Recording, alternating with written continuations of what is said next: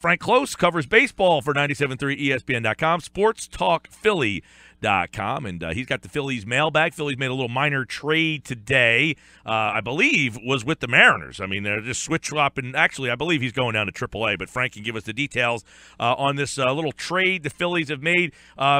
We talked the other day, Frank, about how the Phillies 40-man has really not a lot of bullpen arms. That's why Jake Thompson has to come up and go into the Phillies bullpen because there's not a lot of bullpen arms in the organization. So they tried to fix that today. Yeah, they grabbed Casey Fien. He's probably best known for his time with the Minnesota Twins. He was a pretty much a mainstay for them from 2012 to 2016, and then he ended up finishing last season with the Los Angeles Dodgers, and he actually was signed as a major league free agent by the Mariners this offseason, and he struggled a little bit in his 6 outings. He's been giving up a lot of home runs lately, but I think the Phillies are taking a shot with him so that they have somebody with some experience down at AAA, probably not for right away, but if roster spots do open up down the line, they might be able to get somebody with a little bit of a background to come up to the major leagues rather than throwing perhaps, as you just mentioned, something like Jake Thompson into the bullpen. Yeah, so we see that. So a little minor trade for the Phils today. Frank Klose with us. The Phillies mailbag's got a lot of interesting questions in it this week, and you can, of course, get your questions to Frank every week in the mailbag at Frank Klose with a K or via email at sportstalkphilly@gmail.com. First question from Chuck is a good one. Extend or trade Jeremy Hellickson? That conversation is going to be taking center stage here pretty soon. Yeah, I think this one's a definite trade. I think extending him does not necessarily do anything for the Phillies long term. That said, I think he was very wise to bring back on that one-year deal. I think we're seeing with him exactly what the Phillies figured they would get if he accepted his qualifying offer, and that is a stable veteran arm to let some of the younger guys rise through the system. But when you look at all the arms that are kind of now coming of age, I guess you could say, Hellickson's not going to be so necessary anymore. So you've got Aaron Nola now with hopefully he's healthy soon, but he's got another year of experience. You've got Vince Velasquez, you've got Jared Eichhoff, Nick Pavett, Jake Thompson, Zach Eflin, Ben Lively, and you never know, Mark Appel might figure it out, and Tom Eshelman just was promoted to AAA. So they're at the point now where the Phillies are going to have a lot of arms coming in, and I think a lot of those arms are going to project to be as good as Hellickson is. And so if you're the Phillies, I think you do want to try to make sure you cash in and trade your asset for Hellickson this season for sure. Even though, he's been very valuable. He's done everything that the Phillies possibly ever could have asked of him. But given the depth that they have, it'll be probably time to trade him soon. Frank, Mike talked about the lack of bullpen arms. Pat Vendetti still has a 0.00 ERA at AAA. That's Mr. Ambidextrous. When will he be called up, or maybe why hasn't he? Will has that in the mailbag. I think if Pat Vendetti was a member of the Phillies 40-man roster, he might get a shot. But, again, it seems like we keep coming back to the roster situation. If you bring him in and add him to your roster, the question becomes, who do you get rid of? And I think the Phillies prefer not to make those decisions just yet. I think they kind of want to let it play out a little bit more.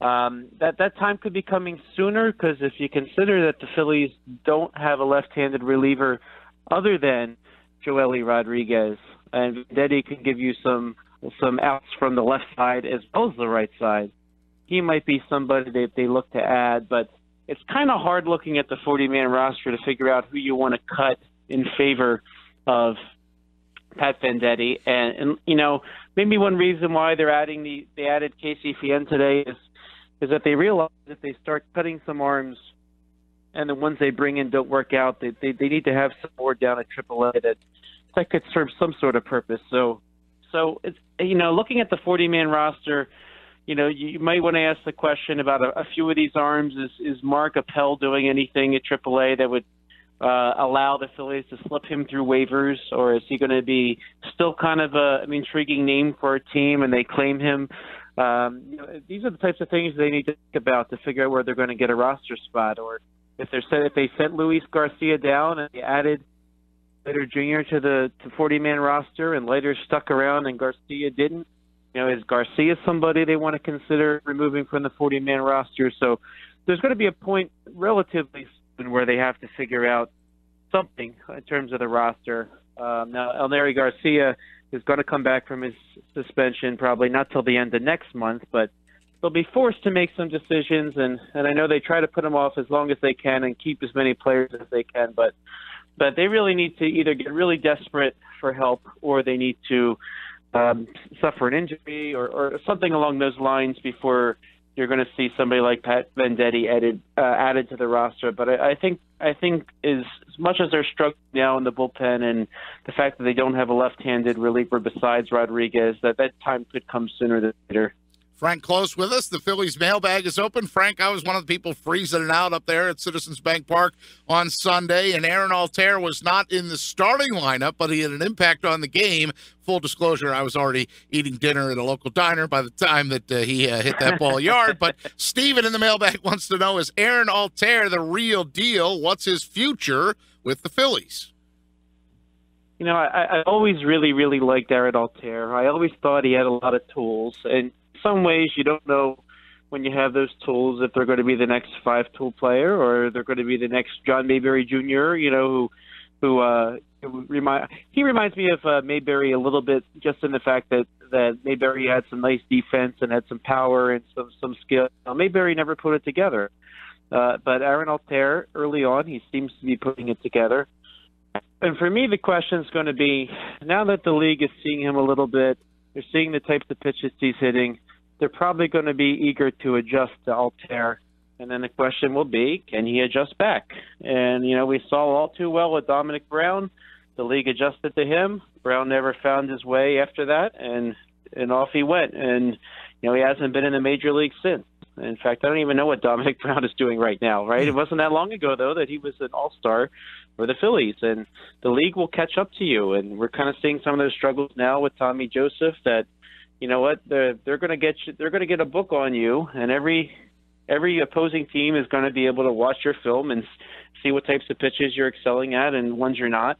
But Altair is really encouraging. Matt Stairs seems to have helped close up his swing, has been widely reported, and drawing lots of comparisons to Jason Worth from his tools and from his swing, and Matt Stairs himself even helping Jason Worth close up his swing a little bit, even down to the fact they had a wrist injury each, which is kind of interesting. So I think that Altair is going to keep finding playing time in this Phillies lineup.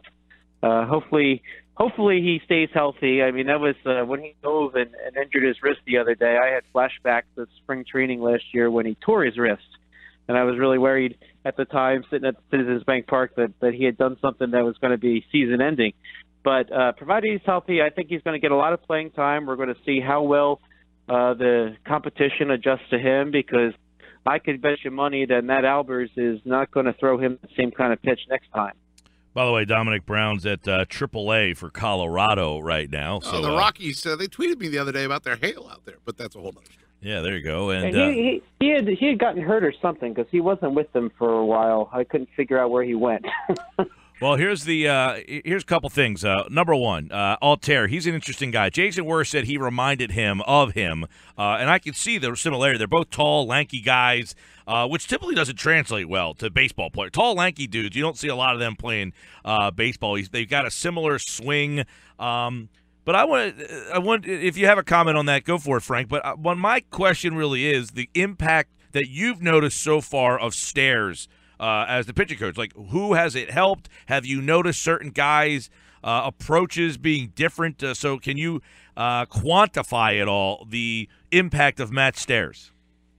Kind of early to tell. I mean, it's like if you think back to all the teachers you had back in school, some resonated with you, others resonated with other students better. And, hopefully enough good teachers over the years to help you put together the whole person. You got to, I guess right now that the question would be, are the struggling bats going to be able to pull out of it with his tutelage? I mean, often I remember too, the Phillies, they really go into spring training sort of splitting up the hitting instructors early on, and it's a really hard job for one person to be everything to everyone. So that's probably something that bears more of a look heading down the line. I'm pretty sure that Stairs will be paying special attention to the likes of Tommy Joseph and Brock Stassi, the ones that are kind of struggling right now. But I think Altair was somebody that he watched last year on a regular basis from the broadcast booth, just saw that in his swing and really felt that he could help and really honed in on Altair. So, if you can make one player a great player, I think you've done a pretty good job. But they really do share the responsibility along the coaching staff. So it's kind of hard to say at the moment. Probably bears more watching as time goes on.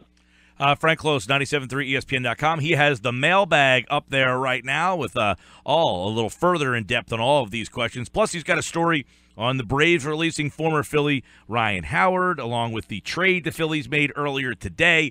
So for all the Phillies coverage from Frank, check out 97.3 ESPN.com, at Frank Klose on Twitter, or at sportstalkphilly.com. And, of course, Frank will be back on Thursday with Rich as he talks baseball Phillies in the 12 o'clock hour. Thanks, pal.